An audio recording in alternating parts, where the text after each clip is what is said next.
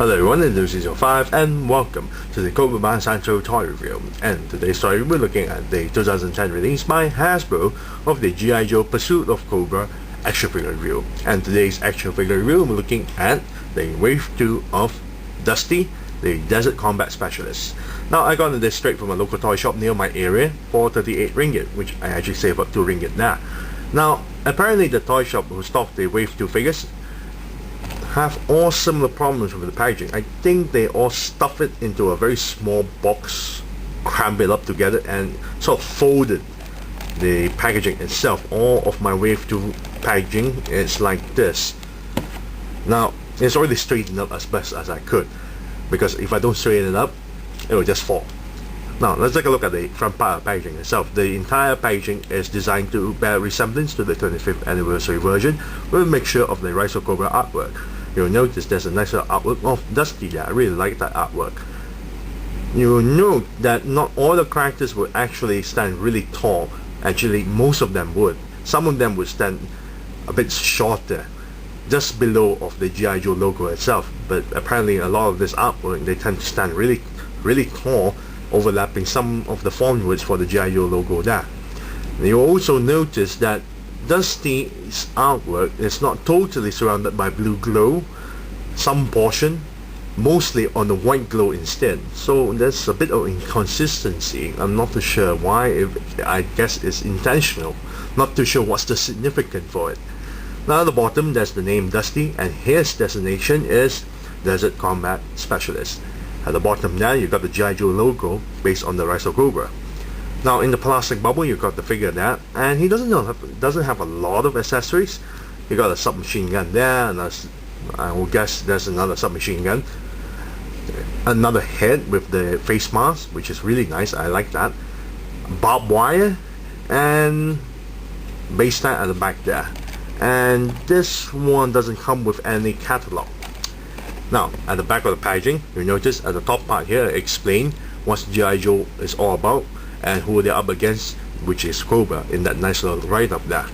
This time their mission theater is Desert Battle, and you notice that's a nice little diorama of the Desert Battle scene there. You got his tank there, Dusty is there, Alley Viper is there. I'm not too sure why an urban Cobra Trooper would be placed into a desert situation. And you have Zartan, and I have no idea who this is because, well, you can only see the legs, the lower portion of the body. Now here you got a file card for Dusty, and his name is Ronald W. Tader, serial number 371-11-RT05, grade E4 Specialist. Mission equipment AC-SC Arid Condition Sustained Cooling Automatic Weapon System.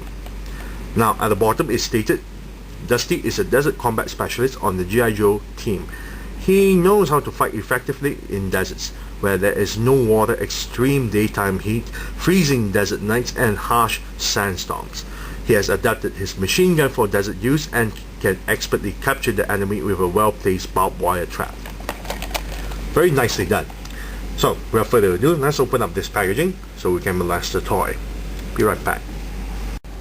And we're back of the figure and with the stuff up from packaging. Now let's take a look at the base stand there. It comes with a base stand, and this is the exact same base stand from the 25th anniversary version.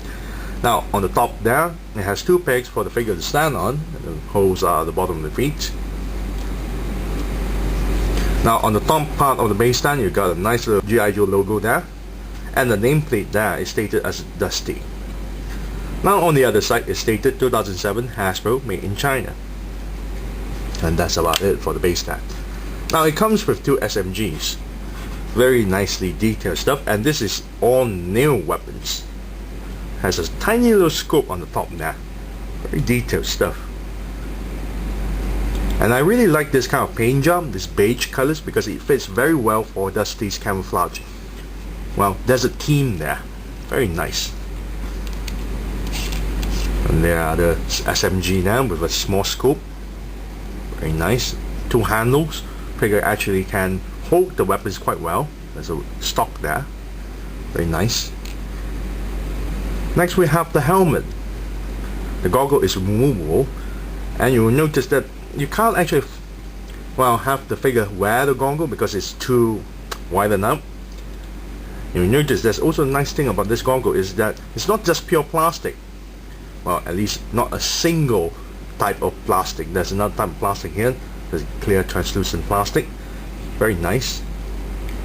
And it can fit only onto the helmet itself. So Dusty can actually wear the helmet like so. Very nice. Next we have the second head. It's actually hooded and wears a cap, a face mask, and a goggle. Now the goggle itself is clear translucent plastic. You can actually see through the eyes. Very nice. Pair of eyes there is also painted. Very nice.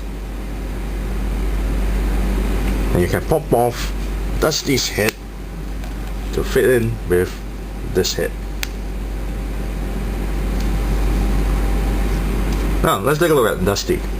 Dusty's, well, the skin paint job is actually quite interesting. It's more tan. It's more tan than usual, and there are some portion of the figure's paint job, which I'm going to show you later, that will show which part of the body is not tan and which part of the body is tan. So this is really nice paint job there. Eyes is painted as well. Very detailed sculpt on the face itself. Hair is quite interesting. Top part of the hair is more longer, but on the sides you notice the lines are more shorter. You know, typical marine style haircut. Very nice. Next we have the barbed wire. It's not painted at all, of course, and there's nothing to hook onto it, but I guess you can try to improvise to hook onto something to make, you know, a security barbed wire. Very nice. All these things, this jagged pointy tips pointing out from the barbed wire itself is really nicely done, but it's just a simple accessory. Next we have the cloak itself. Now the cloak is made of cloth, pure cloth, and it looks very, I would say, dirtied due to the desert campaign here. Very nice. It's all ragged, it's all torn. Very nice. And this part here nicely sculpted, and you can actually pop the head off, fit this piece here onto the shoulder. There you have it. Very nice. Now let's take a look at the figure's paint job. As I mentioned before, the figure's paint job on the flesh tone skin, some parts are painted more like tan or dirty with the sand covering on them, and some portion of the skin itself is not painted in that fashion, indicating that, you know, when Dusty is wearing this onto his shoulder, the neck portion is not tan at all, it's covered, so it's more pale if you notice, if you compare to his face. And some portions like the side of the upper bicep here is more paler compared to, well, on the other side of the arm itself, it's more tan, more dirty. Very nice. I really love the paint job here. Now the top portion of the body is really nicely painted with beige, black, brown, very nicely painted with all this kind of paint job. But the lower portion of the pants itself looks kind of shiny, as if it's been sprayed with water, and that's what I thought. It looks very shiny. Not too sure why they painted that way though. But overall the paint job is very nicely done. I really like the paint job here. Now for the figure sculpt, the entire figure, this portion here is actually a separate piece, but there's no way for you to remove it. There's no buttons or anything, so that's part of the, well, you can call it as part of the body since you can't remove the skirt itself. Now the entire body sculpt is actually brand new. It's very nicely done. I forgot to mention there's the G.I. Joe logo there on the side, very tiny stuff, so that's on the other side. Sculpt is absolutely detailed, especially on the wrinkles for the pants. Very wrinkled stuff. Very detailed on the vest itself, the armor piece, straps, very nicely sculpted. The shoulder pads, very nicely done. All the wrinkles on the sleeves itself, as well as glove, very nice. Now let's take a look at the figure's articulation. Head can pivot a little bit up and down and move side to side and turn 360 degrees. Shoulder here can turn 360 degrees and raise the arms this far. Elbow joint here can bend this far, turn 360 degrees, and only bends on one area, so you can't bend backwards. Wrist joint here turns 360 degrees.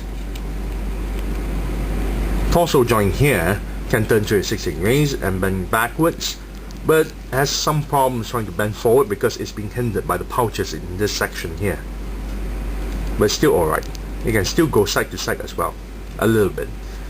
Now the hip joint here can move forward and can't move back because it's hindered by the butt piece, and go to the sides. And this is as much as it can go because it's hindered by the side of the skirt itself. Double jointed knee that bends this far, and the ankle joint here can pivot upwards, downwards, and turn 360 degrees. Now overall, I really love Dusty. This figure is really nice. It's very well developed for this figure itself. Or everything is all in new sculpt. The paint job, majority of the paint job is great, but the pants is rather shiny for some reason. I didn't like the paint job for the pants itself, but the entire figure looks very nicely done. And I really like some of the weapons, but it's a pity that it doesn't come with a lot of weapons. Just only 2 weapons, and you can't actually store the weapons. There's no way for you to store those 2 weapons. There's no handgun as well. So overall, if I'm gonna give a rating on this, I would say I would still give it a 9 out of 10. The pants part is just a little problem. So 9 out of 10 for Dusty here. I thank you all for watching. This is New 05 and I'm signing off.